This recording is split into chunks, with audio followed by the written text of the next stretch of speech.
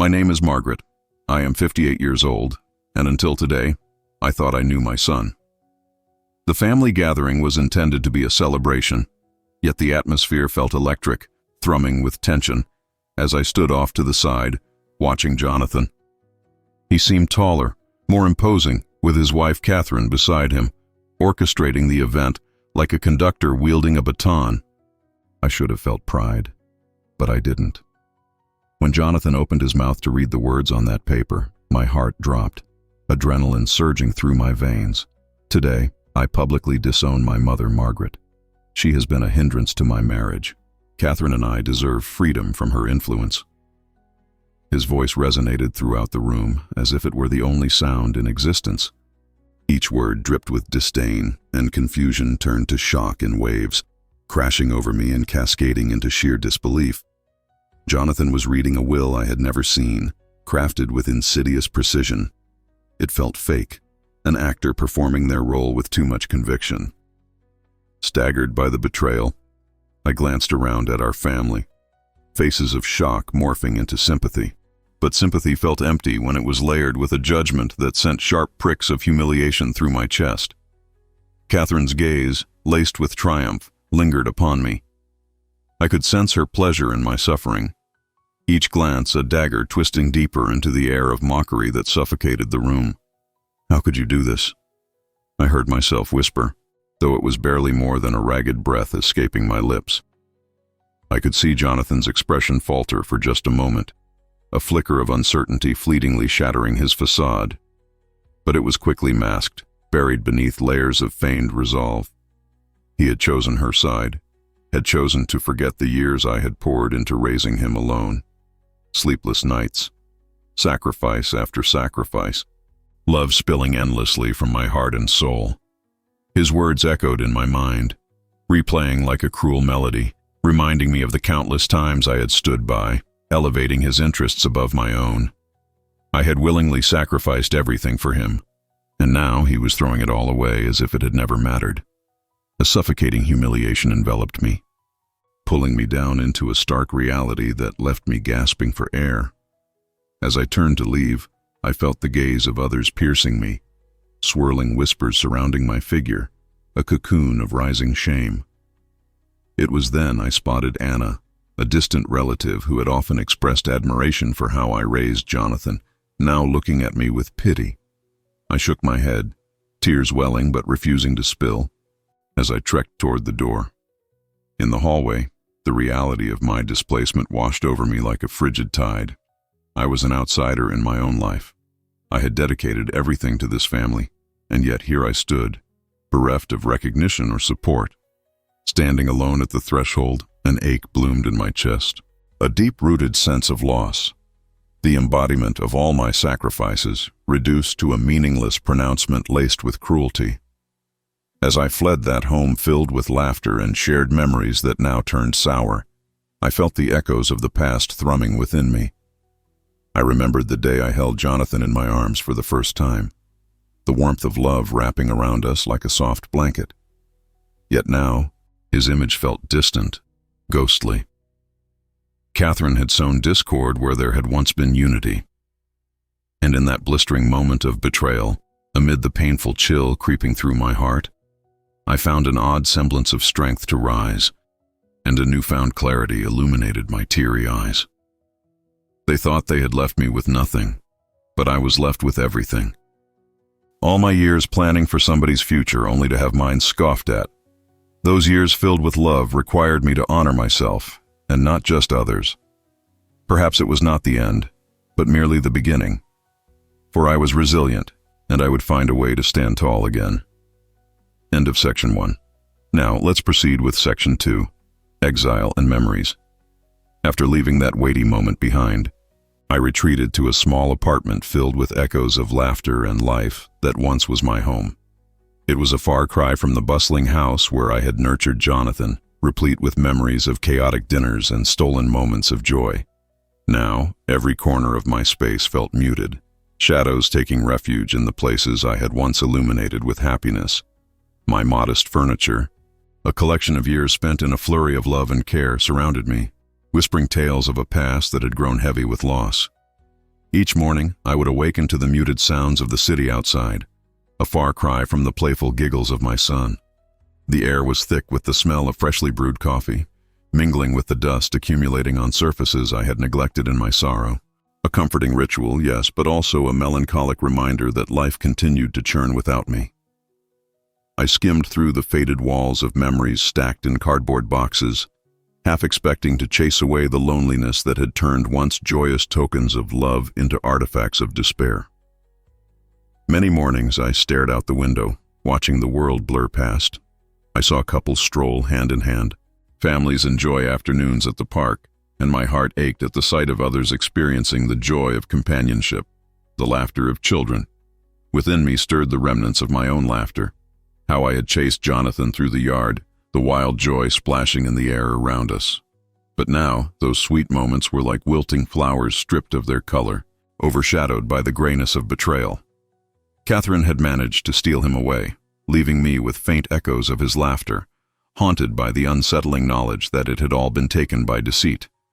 The quiet corners of my mind often played scenes without permission, their echoes reverberating off the walls of my remembrance. I recalled the long, thoughtful nights spent painting his bedroom walls a bright blue, filled with playful patterns that reflected his vibrant spirit.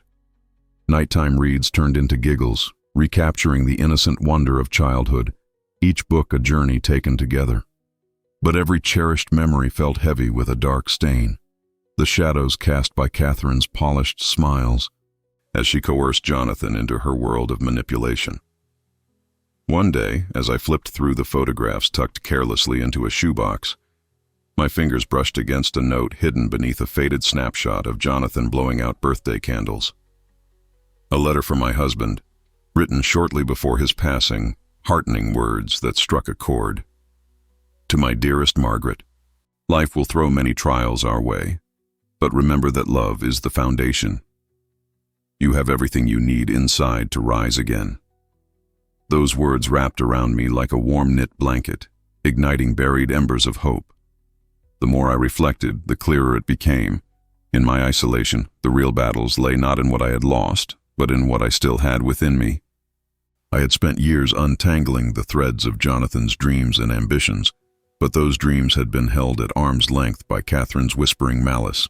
In a moment of clarity, I recognized how I had allowed their opinions to define my worth, how I had forgotten that the love we shared was a two-way street.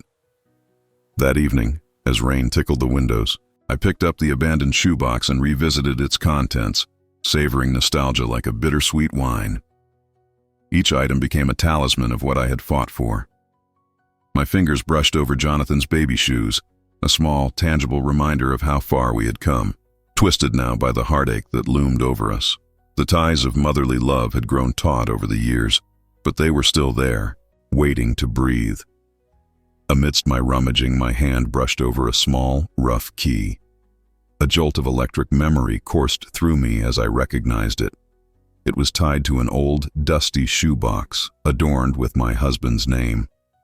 With a racing heart, I opened the box and unearthed an old, yellowing letter tightly rolled like a scroll. The familiar handwriting leaped out, evoking the scent of the ink from long ago. The words on the page detailed a hidden inheritance, a small piece of property that my late husband had entrusted to me for times such as these. My heart raced, pulses thundering in my ears as I read the particulars. My fingers gripped the paper tighter, suddenly washed with the emotion of rediscovered strength. In that moment, I grasped the significance of this revelation. It was a foundation of stability unearthed from the grave of my past, a flicker of empowerment breathing life anew into my insides. No longer would I keep merely existing in the shadows. Here lay tangible proof that my life had value beyond what Jonathan and Catherine believed. Hope rekindled, lighting up the darkest corners of my heart. I reached out to my husband's attorney, that trusted ally who had helped navigate our family's affairs. "Yes, Margaret, the documents are authentic. This inheritance is legitimate," he confirmed, his warm voice cutting through the fog of despair that clung around me. "Before Jonathan made his announcement, I spoke with him about this," he continued. "I assure you that it is all secured." Those words felt like pillars of hope lifting me from my isolation. I was no longer adrift. Hope surged to life, filling the hollow spaces where despair had lingered. As the rain pattered rhythmically against the window panes, I felt a powerful resolve crystallizing within me. I had stumbled upon not just a property, but the semblance of a fresh start. I would reclaim what was rightfully mine, not just the land, but the respect they had taken for granted. I was more than their opinion of me. I was a mother who had nurtured dreams and fought fiercely for the love of her child.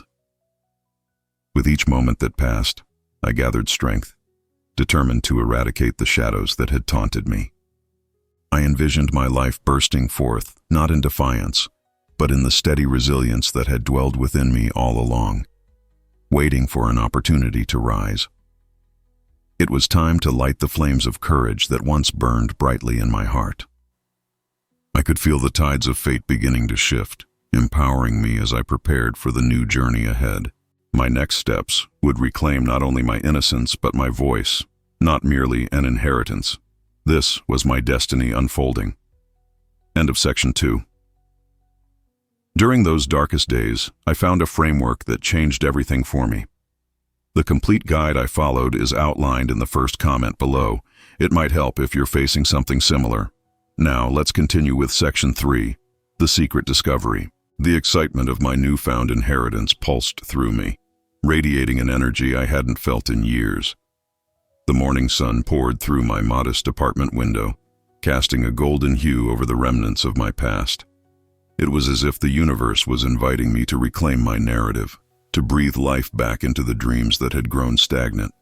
With a plan forming in my mind, I began to brainstorm how I would approach this opportunity, how it might allow me to reclaim my place in Jonathan's life.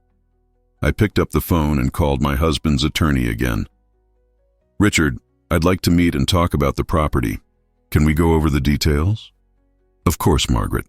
Shall we say tomorrow morning? I have the documents ready for you," he replied, his voice steady, reflecting the trust I had always felt. "That would be perfect," I said, feeling a renewed sense of purpose bellied in my stomach. The next morning arrived crisp and bright, each second reinforcing the burn of determination in my heart.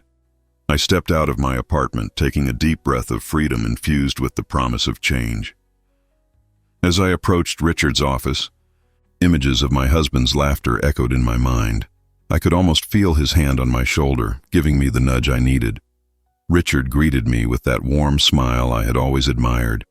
We settled in a small conference room, scant decorations surrounding us, fostering an atmosphere conducive to business.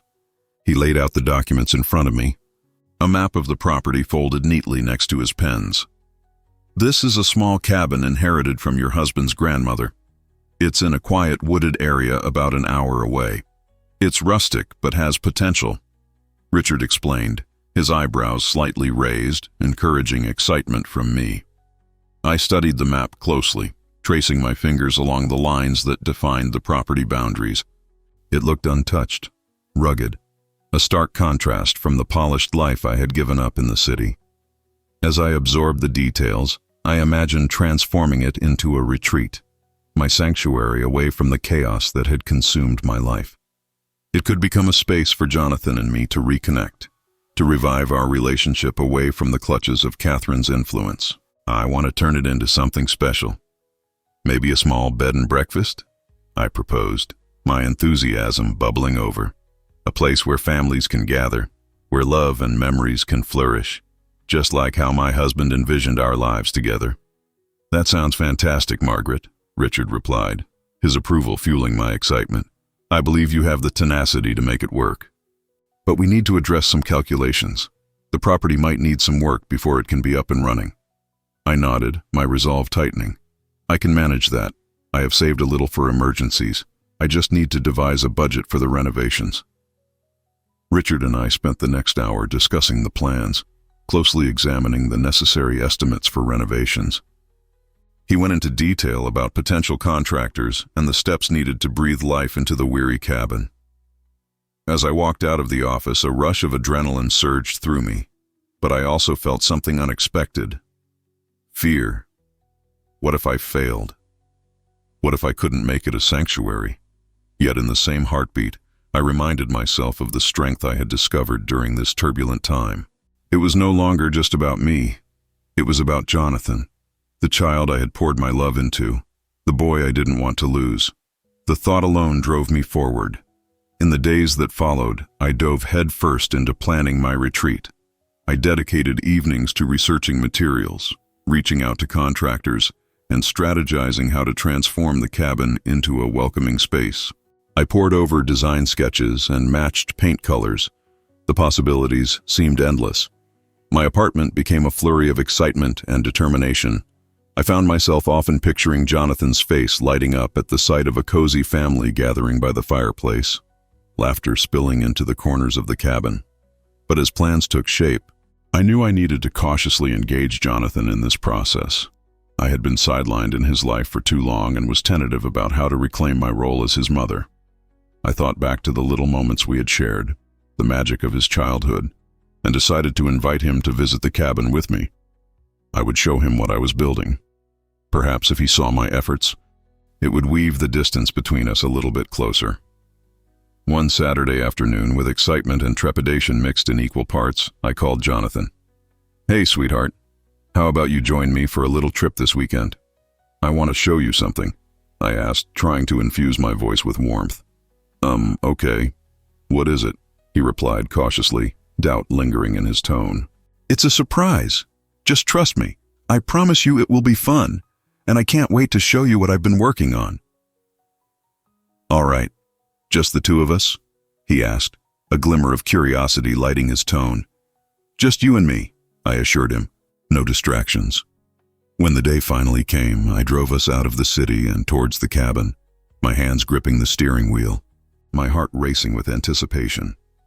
Jonathan sat quietly beside me, occasionally peering out the window, confusion flickering across his face as we left behind the hum of urban life and entered the untouched whisper of the woods.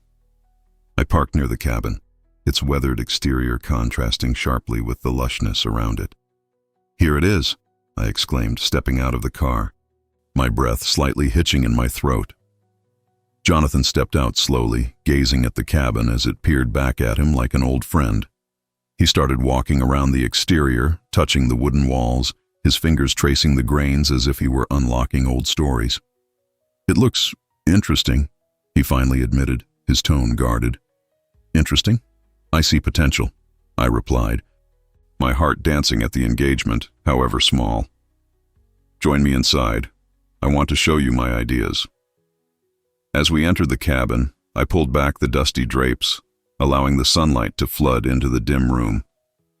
"I want this to be a place for happiness, a place where we can create new memories together just like we used to," I said, allowing hope to weave itself into every word. To my relief, Jonathan seemed to come alive as I informed him of my visions for the space. The cozy corners filled with books, knitting, and baking memories for families that would fill the area with warmth. "And there's this big window right here. Imagine the view." I gestured, arms wide and animated. "Wow, I never knew you could do all this," he replied, awe replacing the doubt. "Yes, I've thought a lot about it," I said, excitement bubbling within me. "And I need your help too. I want this to be ours, a project we can build together." As Jonathan nodded and shared his ideas for the renovation, it felt like the distance between us was shrinking. In that moment, I understood. He wasn't lost to me. He was just waiting on the sidelines to see if I would take a stand for what we once cherished together. I caught his gaze, witnessing the flicker of understanding as a fire rekindled within us both. This wasn't just a property. This was an opportunity to rebuild our relationship, to dust off the dreams that had threatened to fade. We were not merely standing in front of weathered walls. Together, we were creating a new beginning. With each passing moment, my heart surged with purpose. We were stepping into a brighter future, ready to face the burdens of our shared past, ready to string our own narrative anew. End of section 3. What would you have done in my situation? Drop your answer in the comments. I read every single one. Now let's continue with section 4. Silent investigation. The cabin slowly took shape in both Jonathan's imagination and mine. its faded walls seemingly awakening with every enthusiastic idea we exchanged. Each discussion drew us closer together. Yet beneath the surface of our blossoming connection lurked an uneasy reality. Catherine. Her hold on Jonathan had not loosened, and I felt tension building within me, a gnawing fear that she would do everything in her power to pull him back under her control. Through whispered conversations and stolen glances, I gathered all I could about her influence in Jonathan's life. I had learned early that information was a powerful ally, and with the upcoming renovation, it became imperative to understand what I was up against. Determined not to appear confrontational or invasive, I resolved to investigate her quietly. I needed to see just how much control she had without alluding to my suspicions. Noting my son's interactions with her during my custody forays was insightful. While Jonathan had always been spirited, there were moments of uncertainty in his eyes where Catherine's web seemed to wrap around him tighter. I watched him pull away at family gatherings, where her sharp remarks about my parenting cast shadows on what should have been bright summer days. Yet he often seemed caught in a whirlwind of obligations, a perceptible storm brewing behind his facade of confidence. So, I employed a patient approach, relying on my observations rather than direct confrontation. Late one evening, after Jonathan had settled into his room to watch a movie, I slipped into my own den of solitude, a cozy nook where I kept my laptop. Gathering pertinent information required finesse, and I turned to the internet, browsing details about her, whether it was through LinkedIn and social media or by contacting old acquaintances of mine who may have crossed paths with her. It turned out Catherine had a knack for manipulating perceptions. Crafty and clever, she had curated her image among acquaintances while carefully silencing anyone who dared speak against her. The deeper I delved, the more unsettling details surfaced. Astonishingly, she was not just an adversarial presence in my heart. A thread of bitterness ran through her personal and professional dealings. Whispers about her backhanded tactics began rolling in, stories of former friends turned enemies, all too eager to share the wounds inflicted by her deception. One evening, armed with a little more background but still unsettled, I noticed Jonathan had left his phone charging in the hall. A pang of temptation flickered within me, an unsettling notion of betrayal destabilizing the compassion I had for him. What if I could unlock the secrets of his conversations with Catherine? But despite my resolve to investigate, I hesitated, knowing I had always raised him to trust. Then I snapped back to my senses, deciding that this insight must come from observed patterns, not invasion of privacy. It felt wrong, especially now that we had begun building our future together. I could not violate the trust that was rekindling between us. Instead, I resolved to have open conversations about his feelings towards Catherine and her influence in his life when the time felt right. Between evenings meticulously piecing together our renovation plans, I'd also observed Jonathan's responses to my subtle inquiries. One afternoon, we leaned against a tree in front of the cabin, Jonathan absent-mindedly etching patterns into the dirt with a stick. I broached the subject carefully. "You know, sweetie, it's important that you feel comfortable in whatever choices you're making, especially related to your relationships," I began. "Mom, it's fine. Catherine cares about me. She's just looking out for my future," he replied, drawing circles as if the earth could decipher his thoughts. His voice hinted at uncertainty, yet earnestness in trying to justify her actions. I nodded slowly. "I understand, but the most important thing is that you feel loved and respected. Sometimes those we trust may not always have our best interests at heart." Jonathan paused, his gaze shifting from the dirt to me. He seemed to be weighing my words carefully. "I know, but it's complicated." "It is complicated, and you're not alone in feeling that way. Just know you can always talk to me." I held back the urgency of my concern, allowing the conversation to remain light yet profound. As days passed, I noticed small changes in Jonathan. His laughter came easier, often echoing within the cabin's walls, the first signs of hope stirring back to life again. But I couldn't deny the networking efforts I held dear to my heart. I spent hours researching local businesses, seeking others who might assist in renovation. I reached out to potential contractors and local suppliers, gathering quotes, gathering support for our cause. I felt empowered taking charge. Then, one fateful evening, as I sifted through my email late into the night, I received a reply I had not anticipated. A former acquaintance from my husband's past, a cantankerous fellow named Tom, had decided to pull me into the realm of local gossip regarding where I could procure resources. His email dripped with passive aggression and hints of past contention he held against Catherine. "You're going to need a strong backbone if you plan to take on that woman. She's ruthless when it comes to her dominance over others," he cautioned, sharing scandalous tales of her past mistakes. Initially, I felt a gravity pull me. Was it wrong to bask in the potential downfall of my foe? Reading Tom's anecdotes made my heart pound, each sentence crystallizing the urgency of recognizing the thread of manipulation in her charm. It fueled my resolve to dismantle her cunning approach toward my relationship with Jonathan. Through strategic observation, I began formulating a plan, not just to shield my son, but to disrupt her influence. In quiet moments, thoughts whirled in my mind, forming intricate webs of what I could do. I reflected deeply about the right conversation to initiate. I needed Jonathan to be aware, not out of anger, but love, and when the moment arose, I would guide him to see Catherine for who she truly was. However, I didn't want to approach it directly. That would likely send him retreating into her embrace. Instead, I resolved to create a dialogue about trust and loyalty in relationships, tearing through Catherine's mask in a manner that would resonate with him. The distance between me and Jonathan was shortening, and as identity began to crystallize, I hoped it would only strengthen our bond. Finally, I took a deep breath. Moments presented themselves.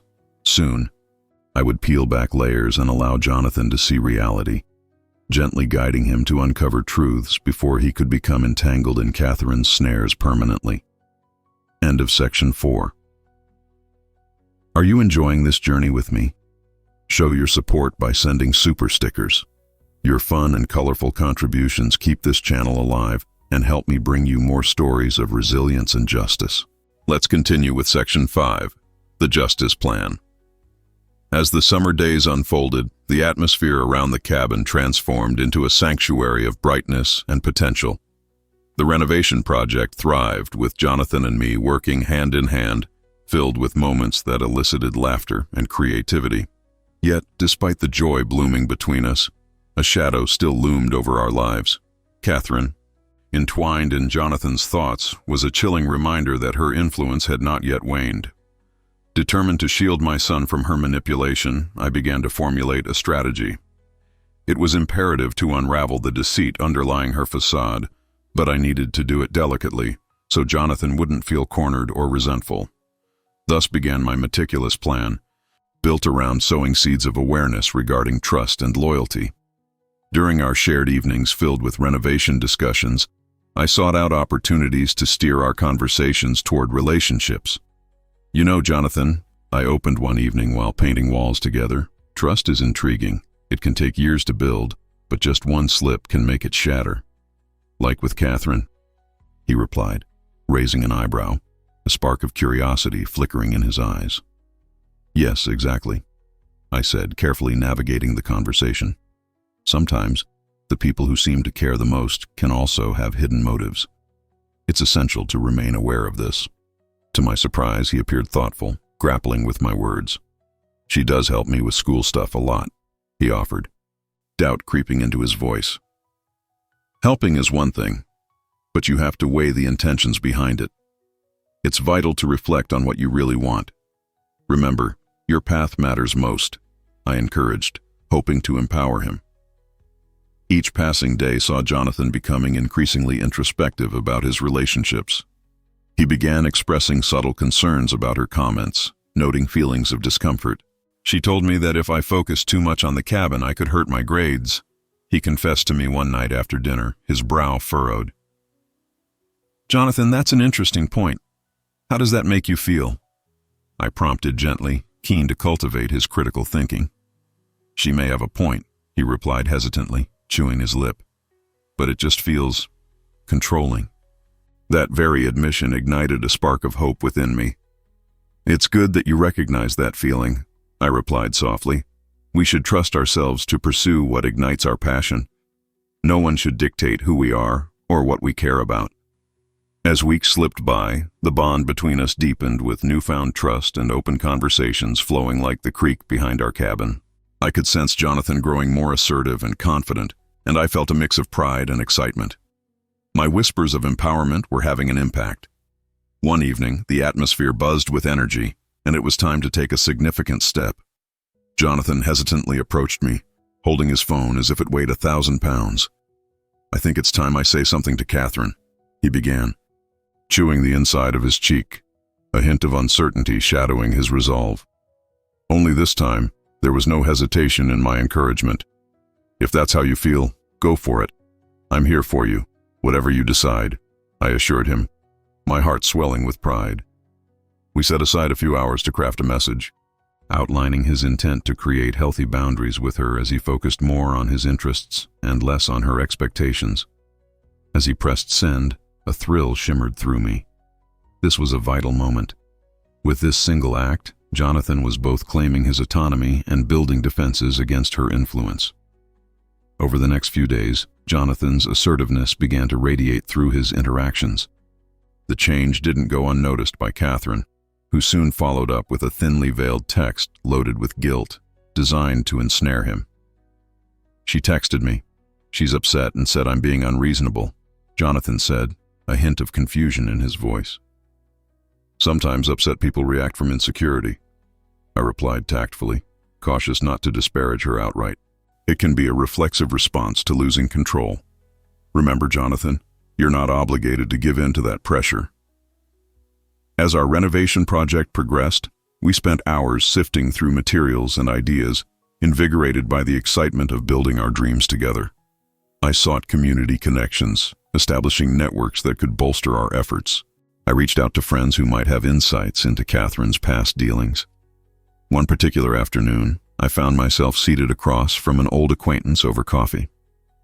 "You know Catherine?" I asked casually, gathering information to fortify my strategy. "Oh yes, she's something else, my friend replied, her eyes narrowing as she recalled tales of deception and manipulation. I'd tread carefully. She has a knack for making people doubt themselves. Just hearing this worsened the gnawing worry in my gut.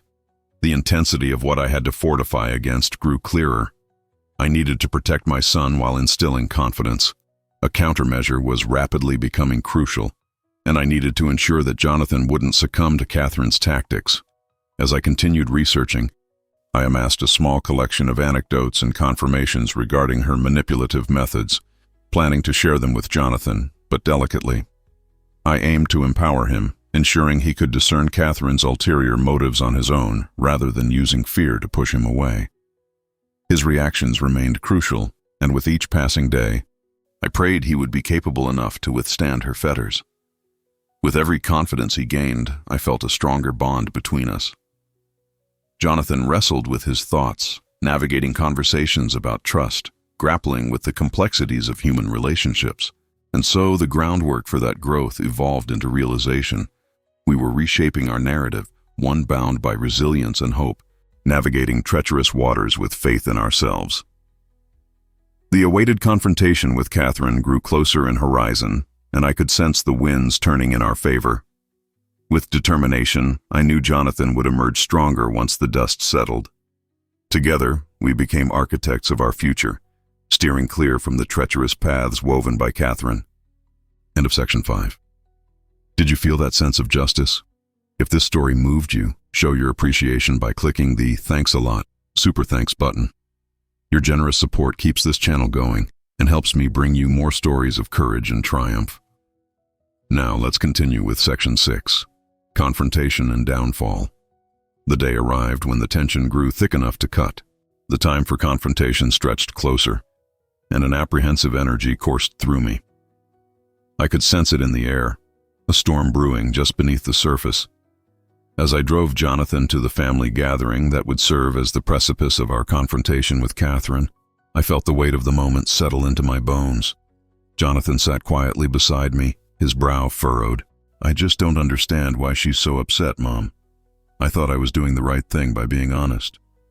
"You are doing the right thing, sweetheart," I reassured him, my voice steady, yet laced with concern. "Honesty is important. especially when it comes to yourself. Don't forget that your feelings matter." He nodded, though doubt lingered in his eyes. I reached over, squeezing his hand for a moment, hoping to fortify him. When we arrived at the family home, the atmosphere was vibrant, a contrast to the turmoil roiling within me. The scent of barbecue wafted through the open air, intermingled with laughter and the sounds of celebration. As we stepped into the yard, I could see Catherine bustling around, her dominant energy commanding the space. My heart raced as I steeled myself for the inevitable conflict. "Hey, you made it!" Her voice rang out, bright but tinged with an edge I recognized well. It was the kind of cheer meant to mask manipulation. "Yeah, we wouldn't miss it," I said, forcing a smile. Jonathan stood beside me, his posture tense as he avoided her gaze. Catherine sauntered over, her eyes scanning Jonathan with that all-too-familiar scrutinizing expression. "Jonathan, are you excited to tell everyone about your plans for college? It's a good opportunity to show everyone how mature you've become." Jonathan shifted on his feet, his gaze dropping. Yeah, but I've been thinking a lot about my interests too, like the cabin project," he replied hesitantly. Catherine's smile faltered slightly, and I braced myself for what would follow. "Oh, the cabin? That sounds nice. But are you sure you're not losing sight of your priorities with all that?" The way she said it, laced with condescension, set my nerves on fire. Jonathan glanced at me, searching for reassurance. My heart swelled with pride. He was beginning to challenge her in his way. "Actually, I don't think so," he asserted, his voice finding strength. "I can balance working on the cabin and focusing on school." Catherine's smile faded entirely, revealing the frustration beneath. "That's not how this works, Jonathan. Living in a fantasy won't pay the bills," she snapped. The tension shifted palpably, swirling around us as if time had slowed. I could see the glint of defensive energy in Jonathan's eyes. This was it, the moment to further embolden him. "It's not a fantasy, it's something we're working hard on together," I interjected, stepping closer to Jonathan and asserting my presence. "He deserves the chance to explore his passions." Catherine's demeanor darkened, turning on me with cold precision. "Did you put this idea in his head? What do you know about what is best for him?" "I know that Jonathan has dreams that don't need to be validated by you," I replied, maintaining steady eye contact. Inside, my heart raced, but I forced myself to remain calm. He's capable of choosing his own path, and I'm proud of him for doing just that. Her face twisted in irritation, but I sensed her wheels spinning as she realized control was slipping away. Jonathan observed this exchange closely, absorbing the tension and watching our confrontation unfold. I felt the stakes rise. A mixture of fear and anticipation coursed through me, but I knew this battle was vital for Jonathan's self-assertion. "Mom, maybe I should just—" Jonathan began, but I promptly placed a calming hand on his shoulder. "No, Jonathan. This is about you standing up for yourself," I said, squeezing his shoulder. "You don't need to shrink away from her. You're strong enough to voice your own opinions." Catherine's mask of authority wavered as she absorbed the defiance coming from both of us. "You think you're ready for the real world by sticking your head in the clouds?" She shot back at Jonathan, her voice rising. "You need to listen to someone who knows better." Jonathan took a deep breath, his eyes locking into hers with a newfound resolve. "I understand you care about my future, but I want to find my own way. I appreciate your advice, but I have to pursue what feels right for me." His voice, now steady and filled with conviction, shattered the tension-filled moment. The world around us dimmed as Catherine's expression shifted. Surprise, frustration, and something akin to fear flickered across her face. She had underestimated Jonathan all along. "Fine," she snarled, her facade cracking, "but don't come crying to me when things go wrong." She pivoted sharply, her departure a visible indication of retreat, not victory. In that moment, the air between Jonathan and me shifted into something lighter, a deep breath of liberation. With Catherine's exit, the familial atmosphere seemed to lighten, and I could almost feel relief blossoming within Jonathan. "Did you see that?" he whispered, disbelief and triumph mingling in his voice. I actually stood up to her, Yes, you did, I beamed, pride flooding my chest. You were incredible out there. That took a lot of courage. As we shared a moment of victorious elation, I knew that this was not just an end, but a beginning, the start of Jonathan reclaiming his narrative. Though Catherine still lurked in the shadows of our lives, her grip had loosened. Jonathan might have to face her again, but we had built a foundation upon which he could stand.